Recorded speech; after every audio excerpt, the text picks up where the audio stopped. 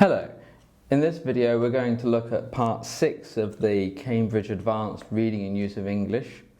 Part 6 is the cross-text multiple matching task, and for a lot of people it's the hardest reading section. It's a relatively new task. It was brought in a couple of years ago when Cambridge changed the format of the Cambridge Advanced exam. It's actually a very worthwhile task. It makes the CAE that much more worth having, because it reflects a lot of the academic skills that you need if you want to go to university in England or somewhere like that to study. And it makes the CAE itself valuable. The people who recruit for universities will look at a Cambridge Advanced certificate, and they will see that you have the skills that you need to do a course of academic study in Britain. So it is useful. It reflects the way that you will work in the future. You will be given, for example, an opinion or a statement. You have to match that across multiple sources, hence the cross-text multiple matching nature of this. Now, as much as this is a reading task, it's actually more of an organisational challenge. And I have to thank a friend of mine, Kasia, for coming up with such a great idea for how to approach this from an organisational point of view. Completely changed the way that I look at this task, and that's to draw a grid like this and to match things across it that way. And if you do this, you can save yourself time as well as find the answers more reliably.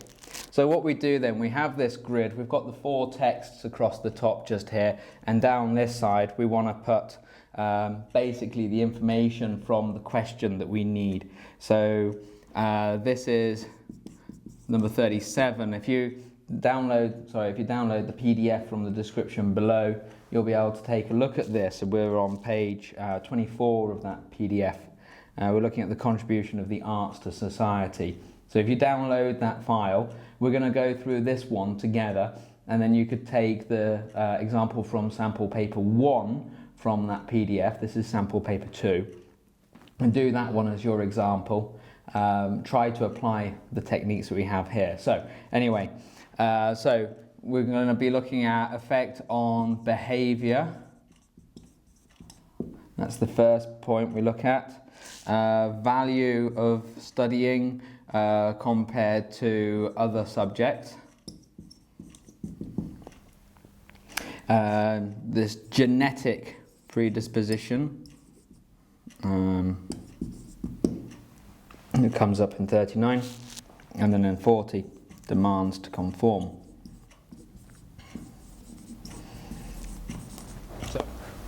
So what do we do? Well, we need to look to see what we're actually comparing across the tasks. And if we look at 37 again, it says, which writer has a different view from North, which is B, regarding the effect of the arts on behaviour towards others. So we know we're looking for this one, B, and we have to see which one has a different view. But first we need to find B's view. So if we look through B, pause now, try and find B's opinion about the effect of the arts on behaviour towards others, and then when you're ready, come back, and then we'll find it in the text together. Alright, so thanks for joining me again. So we want, for 37, if you look in the middle there, why are people who are undeniably intolerant and selfish still capable of enjoying poetry or appreciating good music?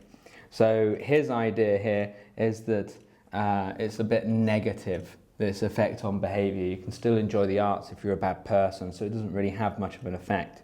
So we want to look through the other 3 for their different opinions. We start at the beginning, go through in order. So pause now again and look through those 3 texts. We only want things that are connected to this effect on behaviour. Come back to me when you're ready and we'll have a look at our grid. Okay, so when we look at A, really there's nothing. There's nothing there that we really want. And likewise in C. And because we've got our grid, we can see at a glance now that D is going to be our answer.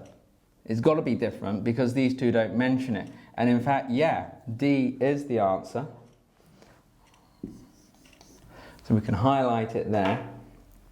If we look in D, we can find it actually does say, the arts are an enlightening and humanizing force, encouraging us to come together with people whose beliefs and lives may be different from our own. So it's changing our behavior for the better. Okay, so in 38 it says, which academic has a different view from Konetsky, and that's D, on the value of studying the arts compared to other academic subjects. So we're back at D. We're going to look at D and see which of these is different. So, well, if we go into D, pause now, find what D says about this, and then look at the others. When you're ready, come back. We'll have a look together.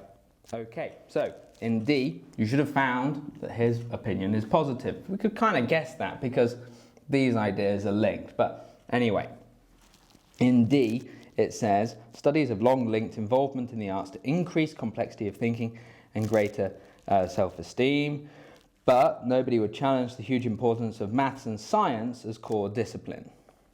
So we have this kind of positive opinion like that. And then as you've gone through the others, there's nothing connected in A with this subject. There's nothing connected in C. We find actually the B has this negative viewpoint again. And where does it come? It says, my personal, though admittedly controversial, belief is that the benefits to both individuals and society of studying science and technology in preference to art subjects are vastly overrated. Okay, now, this one, we have a different kind of question. There are really two kinds of questions for each of these. We want to find somebody with a different opinion to the others on whether the human species has a genetic predisposition towards the arts. So, we go from the beginning. We want to see if they talk about it. So, pause there, have a look at the task, come back when you're ready. Let's have a look. Genetic predisposition A, this Lana Eslet, for this one, she says that it's I remain sceptical of claims that humanity's love of the arts somehow reflects some inherent inclination fundamental to the human race. So her opinion is obviously negative. We can put that there, it's very strong. If we move on to B, without a doubt, the arts are at the very centre of society and innate in every human being. Innate suggests this genetic predisposition, so it's positive. Now we only need to look for one more. If this one's positive, then it must mean this is the idea that's different. If it's negative, this one must be the one that's different. We can just do it by elimination. And indeed, when we look at C, we get the answer that it's positive because he says, they have concluded, and I have no reason not to concur, that humanity has a natural aesthetic sense which is biologically determined. So we've got positive there. In fact, in D, there's no mention. We get our answer, A. Now, don't fall into the simple trap of thinking that because we've got an answer here, here and here, this one is going to be C. Doesn't work that way in the cross-text multiple matching. So, which academic, now read the question carefully, expresses a similar view to Eslet on how the arts relate to demands to conform? So, we're going to be looking at this one first. Again, pause, have a look. Is it positive or negative, this demand to conform? And then have a look at the others and try and find that answer. Okay, so positive there. So she says for this one, however, exposure to and study of the arts does strengthen the individual and fosters independence in the face of the pressures of the mass, the characterless, the undifferentiated.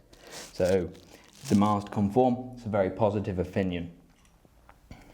We don't have any mention of it in B or C, but in D, and we were looking for something that goes with it.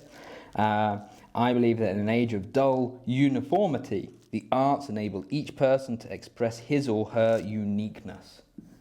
Very positive. And that gives us our answers. So we've got D, B, A, and D. So like I said earlier in this video, have a look at the test in sample paper 1. Apply this approach to the task and see if it works for you. It certainly works for a lot of my students. They can see almost at a glance what it is that they're searching for. Then you can speed things up, because if you can look for the eliminations, like here, you only had to read 3 to know that this one was different. This one didn't even matter. So you can speed things really, get them a lot faster. And you're always looking, like in all the other reading, you're looking for synonymous expressions. So we saw here, there was no mention of genetic predisposition, but we talked about something being innate or being something fundamental to our character. So we're looking for those changes of language as well. Okay, and that's about it really for this part of the test.